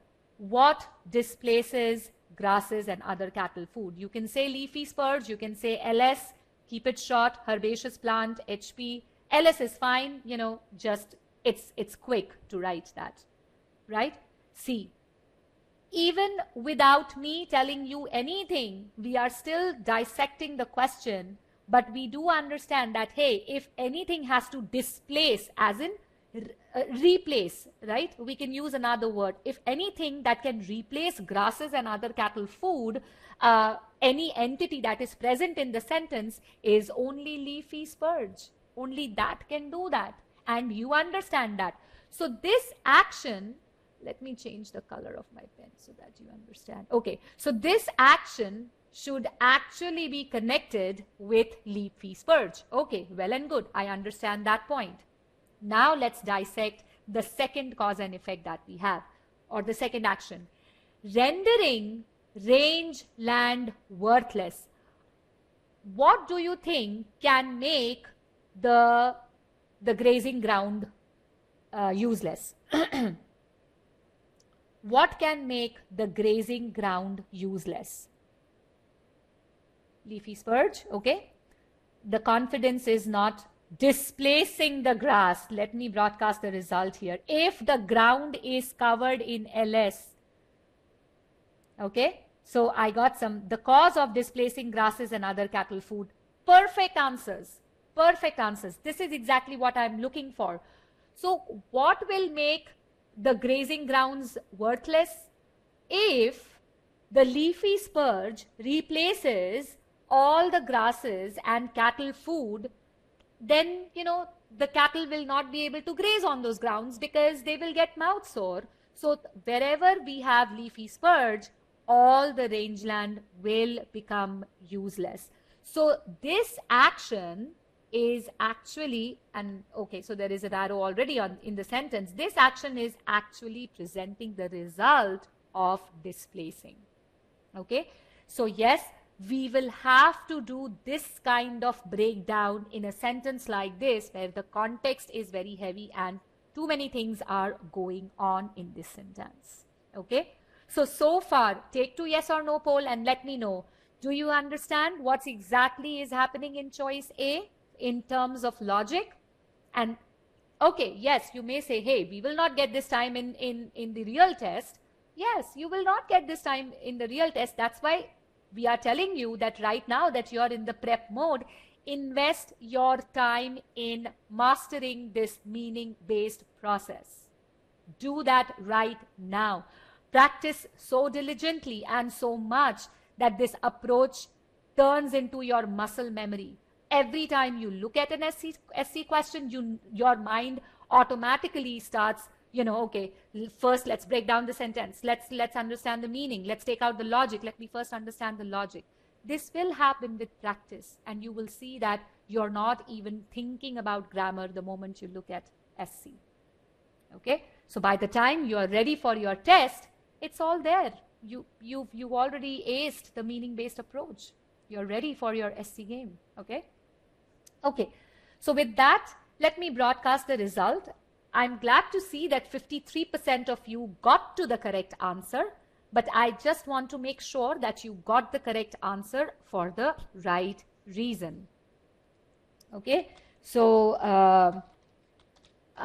it says about 5 million acres in the United States have been invaded by leafy spurge, herbaceous plant, whatever, with milky sap that gives mouth sores to cattle and displaces grasses and other cattle food, rendering rangeland worthless. Okay.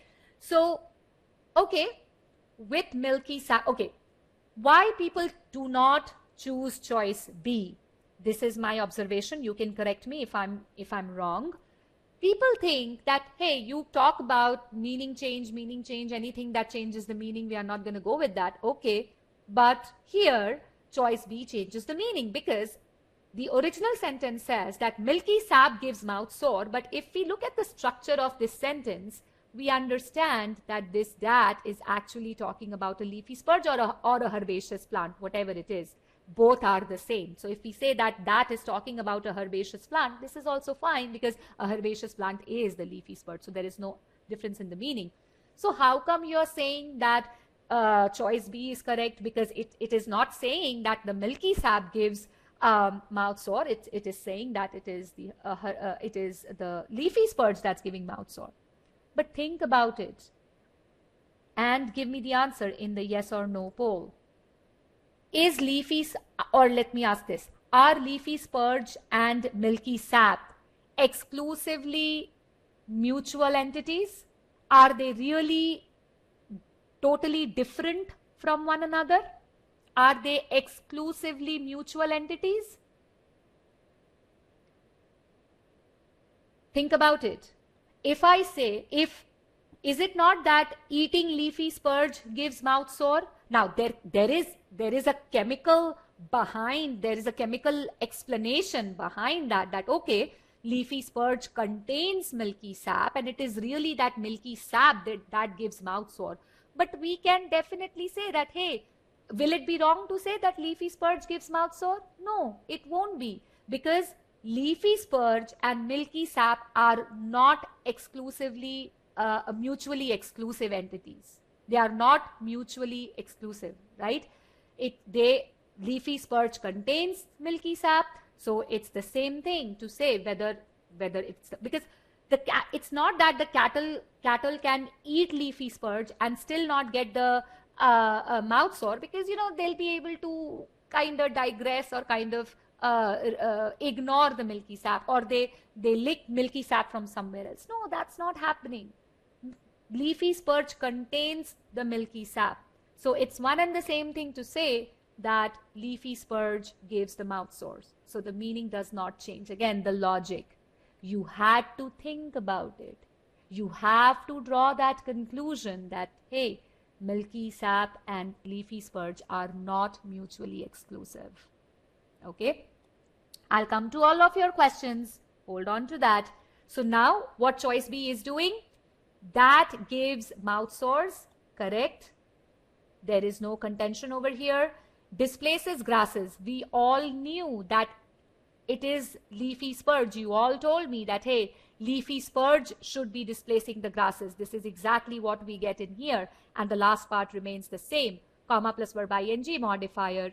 This modifier is presenting the effect of the preceding action, displacing, because leafy spurge displaces grasses and other cattle food, this action makes the grazing ground useless. Okay. Now let's talk about a little more grammar in this sentence, a little more structure in this sentence. So we see this modifier over here with milky sap, right? It is actually enclosed within 2 commas. We see that comma after Eurasia, right? So we can see that with milky sap is enclosed within these 2 commas. When we have a structure like that, it allows that to jump to the preceding action. That is not talking about milky sap in choice B. That is talking about a herbaceous plant which is equal to a leafy spurge. We have a case here which is known as a noun modifier modifying a slightly far away noun, and we get this liberty in choice B because with milky sap is actually enclosed between 2 commas. So it can that can jump to the preceding noun. Okay. On your screen we have a wonderful article on this on GMAT Club. If you look it up, noun modifier can modify faraway nouns just by that name. If you look it up, I think it's one of the most popular e-GMAT articles, and I guess we wrote it back in 2012 or 2013. You know, so it's been there all the while talking about this concept, and these are the conditions. All these 3 conditions you'll see is fulfilled in our choice B of this leafy spurge question. And then we have a few examples for you. New 2021 Jeep Mojave with a 12-cylinder engine that guzzles gas is very popular. So that will talk about a 12-cylinder engine. But in the second version, if we have with a 12-cylinder engine placed between the 2 commas, then that will actually talk about Mojave. But the meaning still does not change. Is it the car or is it the engine? We can call both of them gas guzzler once again. Why? Because these 2 are not mutually exclusive. Okay, the car contains the engine, so car cannot run without an engine. So both can be the gas guzzler. Okay, here I have 2 official examples where we see this structure working, noun plus noun modifier. Okay. And by the way, Stacy created beautiful solutions for these 2 questions. The link is there on your screen. Added to that is another practice question, a fresh question on SC from Rajat. He created that question. You can go to YouTube, find out these solutions. You can also try your hands on this practice question. There is a video solution for this one as well. So yes, this is a structure, a faraway noun modification that GMAT quite likes to use. Okay, and here are some official examples. Third one, leafy spurge, and there are many more questions like that. So if you go to that, I'm sorry about that, I don't have the link for this article on GMAT. Next time I'll put that in as well. But if you just find noun plus noun, noun modifiers can modify the same name and GMAT Club, it'll just pop up for you. So you can take a look at this one. And in that thread, you can actually see a lot more official questions that has this kind of a structure. Okay, so this is exactly what is happening in choice B. That is actually modifying a faraway noun, leafy spurge, and everything is fine over here. Okay. The subject for displaces is that. So that is the subject for both gives and displaces, and that is talking about a leafy spurt. So choice B, absolutely correct answer. Any doubts that you might have? Thank you so much for putting in that one. I guess that's Rajat who put this article in. Thank you so much. Any doubts about choice B? Why is it correct? Why it is not correct? I just want to make sure that you get the logic of this beautifully written question. And I do see no, which is right. Question is 700. Definitely, most definitely. It is one of the most difficult questions, I would say, because it's all logic based. Let's quickly, I haven't gotten too many responses for the other answer choices. I'll just quickly breeze through them. Choice C, only 8 people voted. Here we have the parallelism issue. Basically, we have having milky sap that gives mouth sore to cattle and displacing grasses. We basically have displacing and having as 2 parallel entities, but they are not logically parallel, because this is a feature or a characteristic of leafy spurge, but here displacing talks about an action of the leafy spurge, and these 2 actions cannot be grammatically or logically parallel, basically. And then again, we definitely have the issue with this modifier, because it does not present the effect of displacing the way the sentence is structured. So choice C is wrong for that. Choice D, if you look at the structure of this sentence, you will see this subject over here does not have a verb. That's one of the most blatant errors that we can find in any SC question. And that's why you must keep in mind, this 5 million acres, this subject does not fall into the underlined portion of the sentence, but you will still have to keep it in mind to understand that, okay, this subject is missing, okay? So that's the problem here. We also have an issue with this list over here. Milky sap gives mouth sore is fine. There are no commas around milky sap, okay? So that is talking about milky sap. Keep that structure in mind as well. That is talking about gives mouth sore. This is fine. Milky sap displaces grasses, illogical. Milky sap renders rangeland worthless, illogical. So again, choice D does not present the correct logic. Choice E is again wrong, because there are no subject verbs. There is no verb for the subject 5 million acres. No subject, no verb anywhere, okay? So for these reasons, choice E is wrong. And once again, we solved a really difficult question, and we saw that choice B, how heavy this sentence is on context and logic, but we didn't have to look anywhere else to understand that logical meaning. It is right there in the sentence. All we need to do, again, keep that puzzle thing in mind. All we need to do is that we need to pick up the logical clues, put them together to extract the intended meaning. If we use that thing, we can definitely, of course, a little bit of help with the grammar. I'm not saying that no grammar at all. We do need a grammar, little bit of help of grammar here and there. But first and foremost thing, we must be clear about the logic of the sentence to get there. Okay? So I hope all your questions were answered here. I'll get the Q&A pod back in case you have any questions. And here are I'll just move this part. And now I would welcome Rajat back into the session to conclude this session. It was fun taking the session today. Thank you. And Rajat, back to you. All right. Thank you, Shraddha. Let me actually clear this over here. You guys can definitely click on the essay solution links and look at that. Look at the solutions. These are some super detailed solutions that you can get to.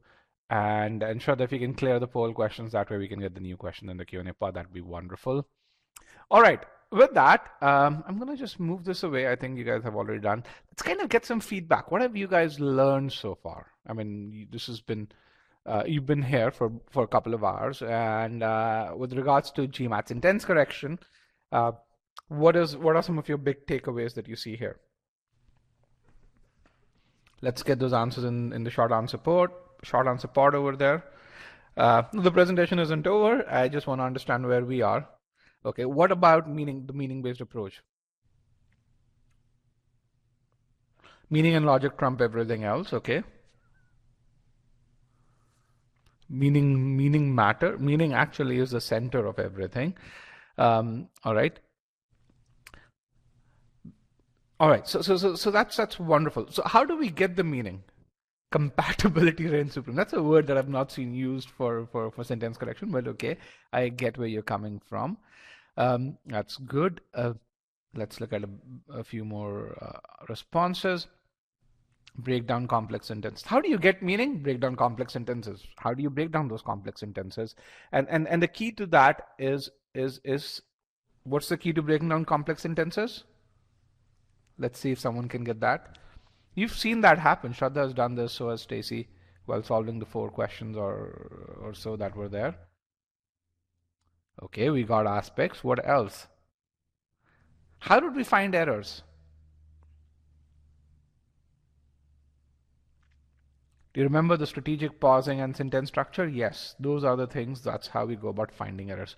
So the point that I'm trying to make is, when you guys are here, many of you have spent more than 35 hours preparing for SC, and despite spending those 35 hours, quite a few of you have not reached that 90th percentile over here. And the reason for that is how we think about sentence correction traditionally versus how you should be thinking about sentence correction. When we think about sentence correction, what we really say is, hey,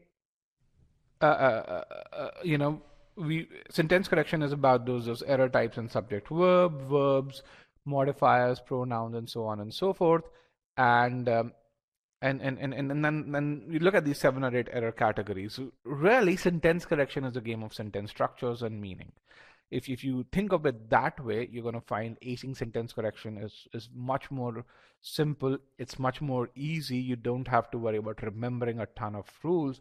You rather need to worry about, hey, understanding how to build sentence structure, understanding how to extract aspects of meaning, and then looking for answer choices that logically satisfy those aspects. And this is where would you see some of the success stories that you see on our channel. In fact, all of the success stories that you see on our channel would really say. Here's a guy, his name is Dr. Rohit Singh Milan. He is an IDES, or equivalent to an IAS officer from India. And he says, when he started looking at the meaning-based approach, he said there's absolutely no comparison. Prior to using this, he was lost in many answer choices. Why? Because everything seemed right to him. When he started using the meaning-based approach, a few things happened. One was he was a lot more calm. His mind was at ease. Then he could really see why things were going wrong. Why? Because he could see the core of the sentence. He could understand what the author wanted to say. And essentially, he was rejecting answer choices on solid grounds. And that's what helped improve his verbal score to that 96th percentile.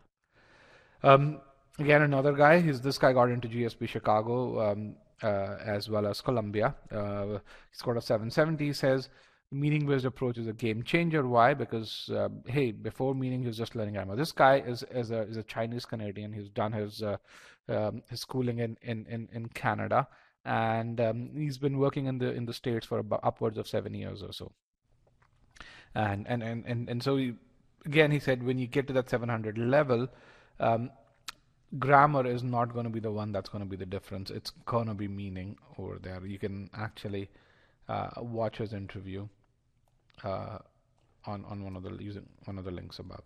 Okay, but the key thing which is there is, when you think about GMAT sentence correction, focus first on sentence structure, then on getting those aspects, extracting those aspects of meaning. To get that sentence structure, that's kind of where you've got to figure out where to pause. And make sure, if you're an e-GMAT student, go through that master comprehension course, go through it twice. And because once you do that, you'll be able to master that technique of strategic pausing over here. Okay, so and again, let's talk about concepts. GMAT SC is not about those 8 concept categories. Think of GMAT SC as a set of 200 concepts which constitute these various structures. When you master those 300 concepts, the evidence that you're looking for is when you master these 200 odd concepts, you'd be able to really figure out when verb ED forms act as verbs versus when they act as modifiers. You'd be able to look at a relative pronoun modifier and you'd be able to figure out how are they used. You'd be able to conclusively say in what scenarios can non-modifiers far away, slightly far away. Now you can really see that. I'm using grammar terms where some of you may be thinking, yes, they're grammar terms, but they're all built on logic. If you understand the logic, you don't even need to know something's called a noun modifier. In what scenarios is a verb ing modifier acting as an action versus a noun modifier where it's modifying just an entity over here? And so that's kind of the first level of mastery. The second level of mastery would be where you'd say, okay, here is a scenario. I can express it using a verb ing modifier or using the noun plus noun modifier. Same, you can express the same meaning using that. When you get to that level, that's when you're hitting 90th percentile. Okay, over there. Essentially, you are able to say, I can maintain the meaning while changing the sentence structures. And some of the examples that you saw today, which were 700 level examples, we did that. We changed the sentence structure, yet maintained the meaning. Okay. And essentially, it's very logical, but you've got to go through the stages where you learn these sentence structures. Some of these would come naturally to you. Why? Because you use them in your day-to-day life. Others would you kind of need to reiterate those. You need to go through them twice or thrice, and that's where the refinement phase comes in. And once you refine, that's when you get to excel. And that's where data is a critical piece when it comes to helping each one of you excel in GMAT sentence correction over here. Okay. So with that, what I want to do is I want to actually go towards the end of this webinar, and at this point, I want to make sure that that essentially I am able to take on your questions, but once again, to motivate you guys to work hard, to put in that effort. Now, high GMAT scores leads to not just admits, but also to scholarships from top schools, and trust me, that ROI is instant, that ROI is very real, that ROI is also super empowering over here. Okay, so what are some of the next steps? Make sure you look at those concept files in the free trial. The second thing is solve each and every question using that meaning-based approach, and make sure you understand that, hey, you need to track your performance. You need feedback if you want to hit that 90th percentile or so. Otherwise, no one hits that 90th percentile in the first go. Without refinement, without feedback, that simply does not happen. Okay. With that, I want to thank everyone for joining me today. Let me share the session PDF, and at this point, I'd be happy to take any questions that you have. Here's a session PDF. Okay, and for those of you who were asking for help on study plan, here are the links to study plan. Also the link to RC as well as NP webinar, which our NP webinar is right after this. If you've not registered for this one, do that. Also, you guys can connect with me on my LinkedIn. We post about 6 to 7 articles every week on my LinkedIn. Also, you'd be able to connect with upwards of 15,000 students who are connected to me, who's studying at top B schools and are connected with me over there. Okay, question: does it make sense to ever do a split, an obvious grammar split if there exists, and then focus on the meaning-based approach? First of all, here is what the problem with that. When you're using the word split, you're already looking at answer choices. When you're looking at answer choices, you are going to have a very difficult time for doing the meaning. Meaning has to be done on the original answer choice before your mind gets polluted by the extra information that other answer choices may contain. So do not do a split. Okay. So do the meaning first. Otherwise, don't do the meaning and be happy with that 60th percentile score. Does that make sense?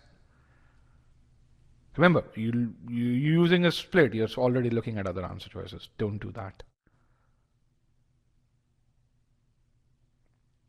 I'm getting most questions right, but the time is around 3 minutes. How much time? So, first of all, I don't know if you're an e-GMAT student. If you're an e-GMAT student, again, questions in the Q&A pod, please. Not in the short answer pod. Let me just clear this. Please put the questions in the Q&A pod. So if you're getting most questions right, then I want to ask, what difficulty level are those? What's your accuracy for hard questions? If your accuracy for hard questions is 60% on the Scholaranium platform, and you're taking 3 minutes, then first of all, that's a rare occurrence. But if that is the case, then I can then I can definitely help you with specific suggestions. So Santosh, accuracy for hard questions 60%. okay, then write to us. We can really look at this and look at how that time has progressed.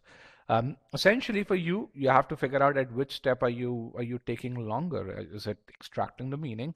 Is it rejecting the answer choices? Because if you're taking longer to extract the meaning, then we can work very specifically on it. But if you're doing a lot of back and forth, and if that's where you're taking 3 minutes, then you're not extracting the meaning correctly.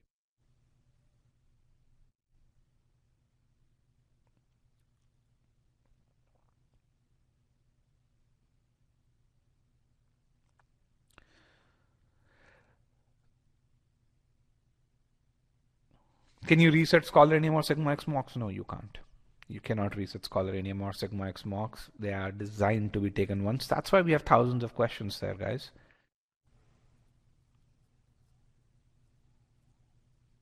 Yaya says, what's your advice if someone's good with doing a meaning analysis but may not remember grammar rules all the time? You're already at 90th percentile. Yeah, I mean, I don't remember grammar rules all the time.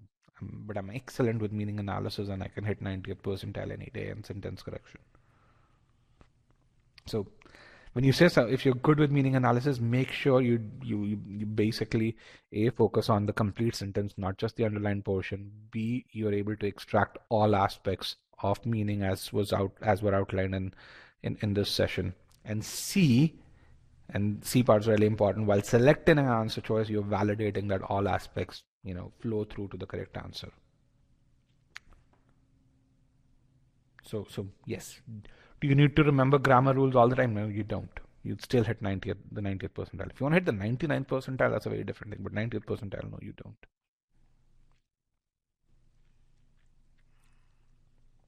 Okay. How many of you over here are, let me just, while I see, get a few more questions. How many of you, and where's my yes, no question?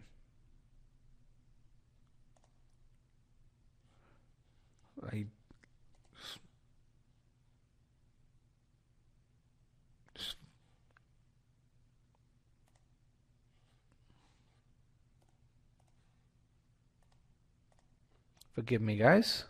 How many of you are registered on or subscribed to a YouTube channel over here? Just a simple yes, no. And forgive me, I don't know why we do not have a yes, no question here.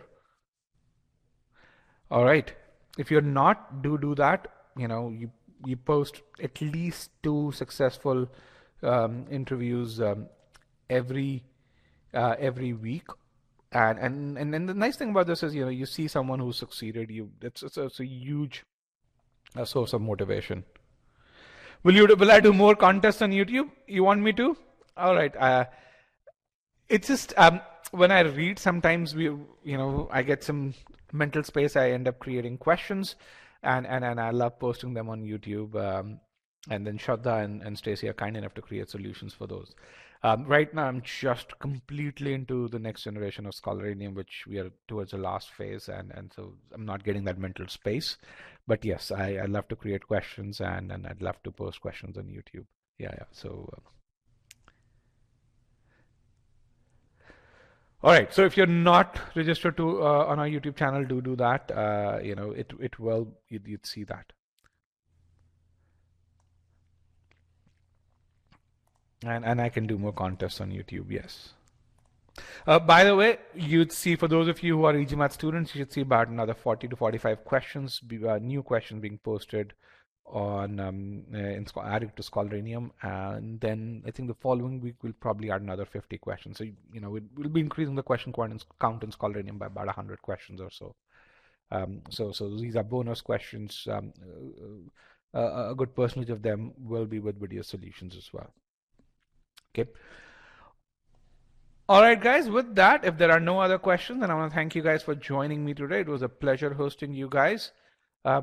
Once again, I'd love to see you guys in the free trial, or if you're a paid student, then I'd love to see you guys go through cementing medium, cementing hard, excel in those. And if you have doubts, if you're stuck anywhere, write to me at rajat@e-gmat.com, and we'll have either me or one of our strategy experts get you a solution. We'd love to see you guys get to that 730, 740 score or so. So work hard, stay in touch, and let's help you get there. Okay. With that, thank you very much and happy learning.